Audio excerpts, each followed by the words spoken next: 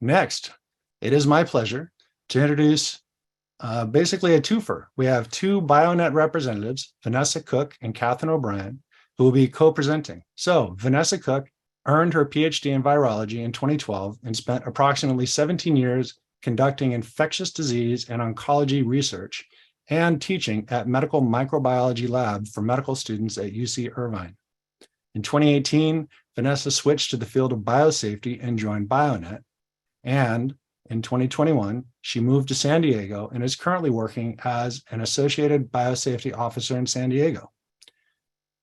Co-presenting with her is Katheryn O'Brien. Katheryn O'Brien received her PhD from the University of Southern California in 2014 in molecular biology.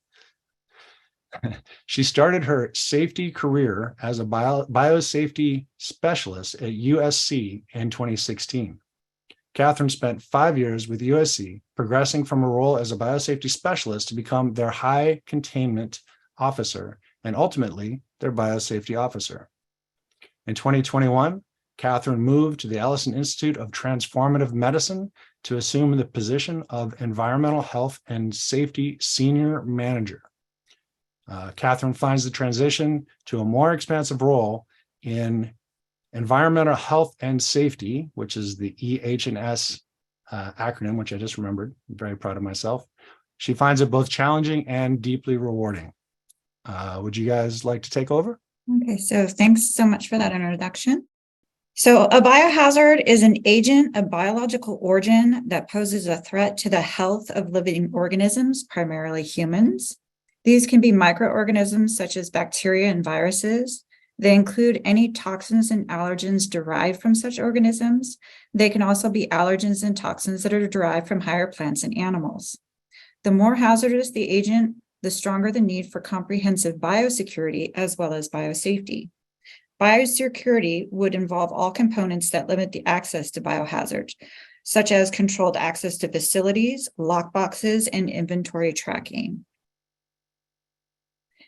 A hazard is something that can cause harm, such as electricity, chemicals, or working up a ladder.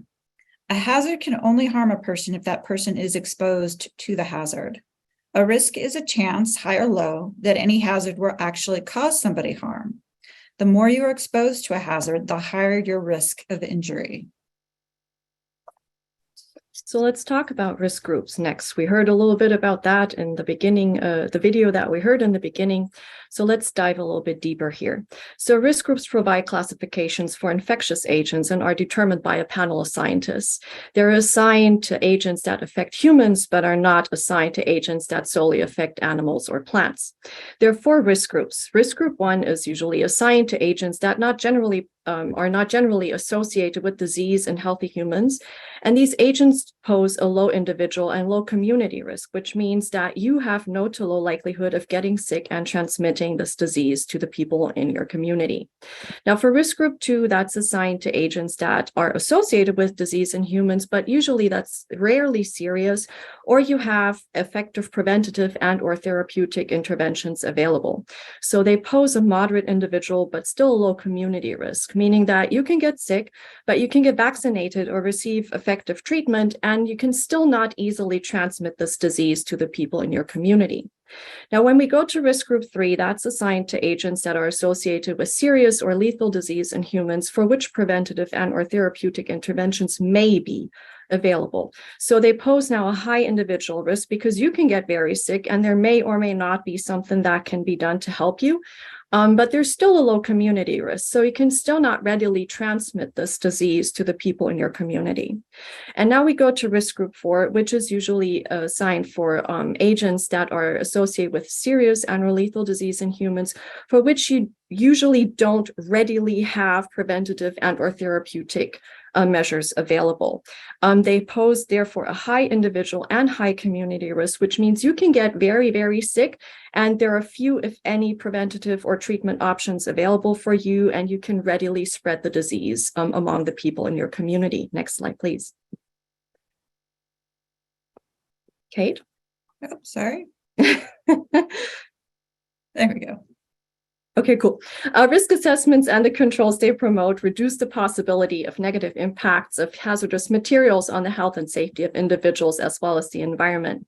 Performing a risk assessment is a multi-step process and aids in developing emergency and other applicable plans as required by OSHA, for example, and if done early enough, as we learned, even facility design. Now, due to the nature of work in research labs, new variables are continually being introduced, which makes any static plan ineffective. So to maintain superior and continued safety policies, risk assessments and safety plans should be dynamic living programs. The BMBL, or BioSafety in Microbiological and Biomedical Laboratories, is a document that provides guidance in conducting risk assessments. It's published and updated by the CDC in partnership with the NIH, and you can download it for free.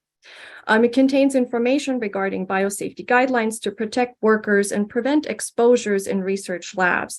This includes facility design, work practices, PPE, so personal protective equipment, decontamination practices, and waste disposal for all 4 biosafety and animal biosafety levels.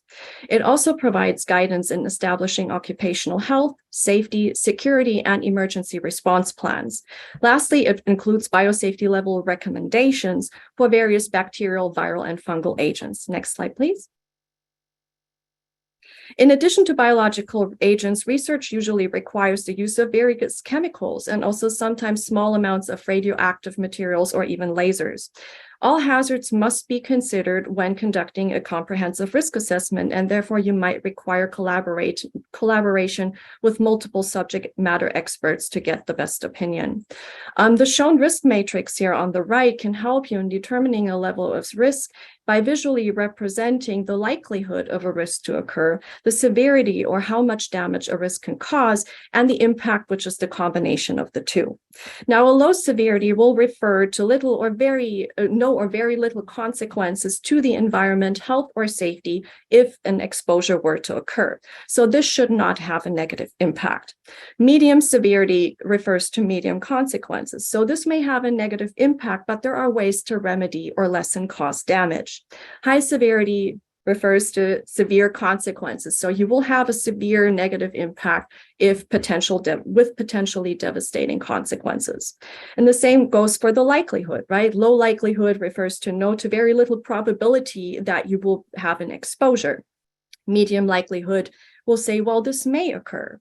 While high likelihood will say, well, this will probably, if not, it will occur.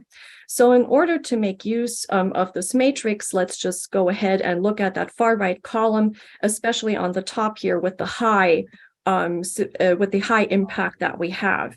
So if you have high likelihood of exposing yourself to a material, and this material has also high severity itself, then you will have high negative impact for yourself and your community. And then if we look on the far right on the bottom, where we have something low in terms of the impact, if there is no likelihood, for example, for you to expose yourself to a material, even if that material has high severity, you still have an overall low impact because you have no to little potential to be exposed in terms of the likelihood. So you can use this matrix to have to kind of conduct or determine your risk overall. Next slide, please. Let's touch up a tiny little bit on biosafety levels. So biosafety levels are combinations of lab practices and procedures and engineered lab facilities and safety equipment.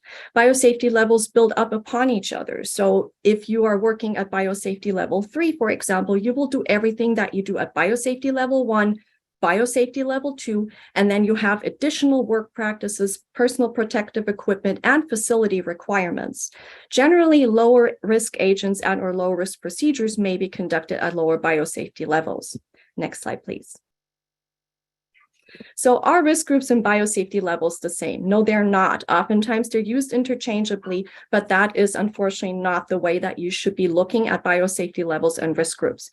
Risk groups only consider the superficial attributes of an agent, but the biosafety level also considers what you actually do with the agent. The risk, for example, is negligible if you have an agent in a tube in a freezer, but once you take it out and you start doing work with it, now you may potentially increase your risk. Now let's look, for example, as we have here SARS-CoV-2, which causes COVID-19. We have now all gotten fairly used to this virus over the past couple of years. This is considered a risk group 3 agent. However, you can still safely work with this agent at biosafety level 2. It just depends on what you're doing. So if you're preparing, let's say, a human blood sample to screen for the virus, you're working with a small amount of sample with usually a low concentration, because even if the person is viremic, with the amount that you have in your tube, you will still not have anywhere close to the same concentration and purity as, for example, you would have if you would now artificially inoculate an animal for an experiment. For that, you have to grow your virus, you have to have it purified, you have usually a high titer and or high volume that comes with it. Now you put it in an animal that means you take usually a sharp, and then also the animal can bite, scratch, and also potentially shed virus. So with that, you need to potentially bump up your biosafety level if you're working with these materials. Kate? So in the following images, the orange circled numbers represent items that are required, while the green circled numbers represent enhancements that can be included based on the risk assessment, such as what Vanessa had been talking about in regards to the work that will actually be performed.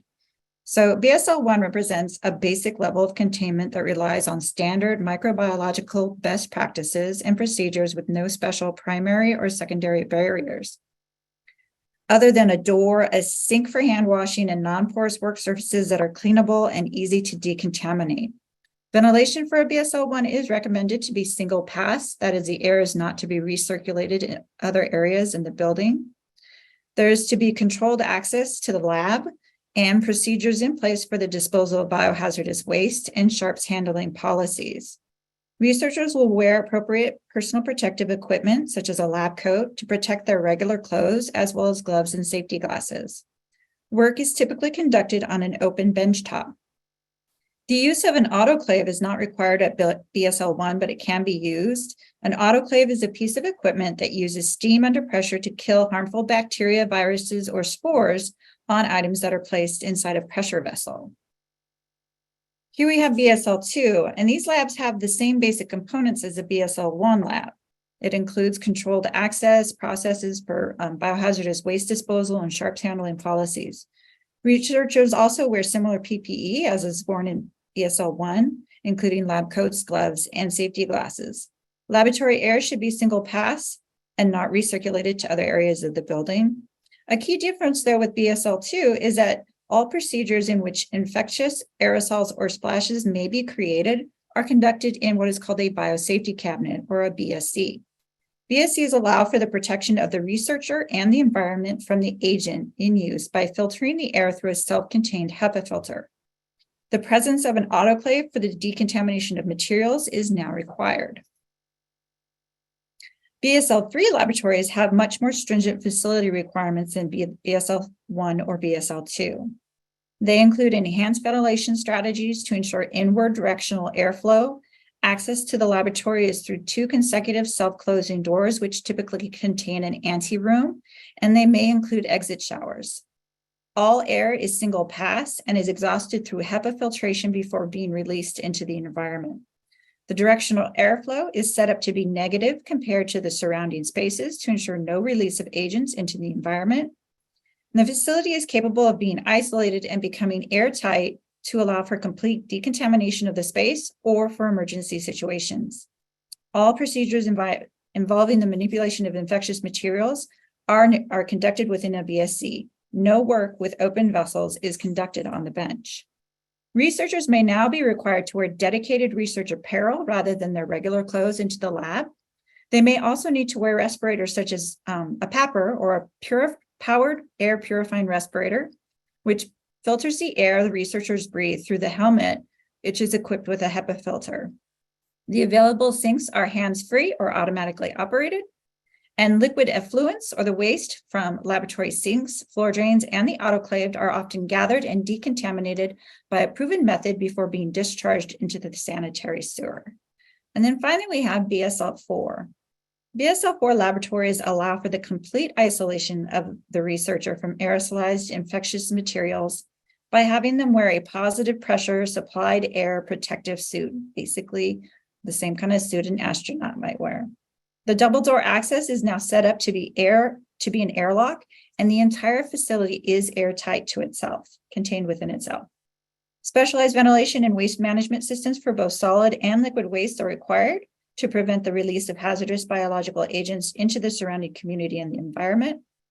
Personal shower out procedures will be in place for the researchers when they exit the lab, and all waste is decontaminated by a verified method prior to removal from the laboratory. When determining appropriate biosafety levels for research, special consideration should be given to research involving animals. So this can include non-farm animals as well as animals used in agriculture, plants, arthropods, or research involving marine biology.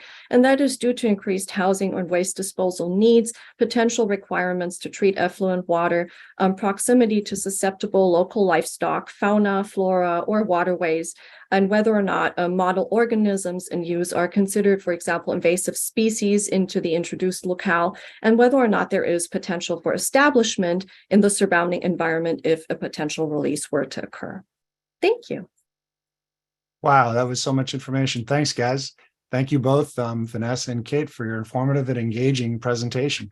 Your perspectives have given us a lot of new information and ideas to consider.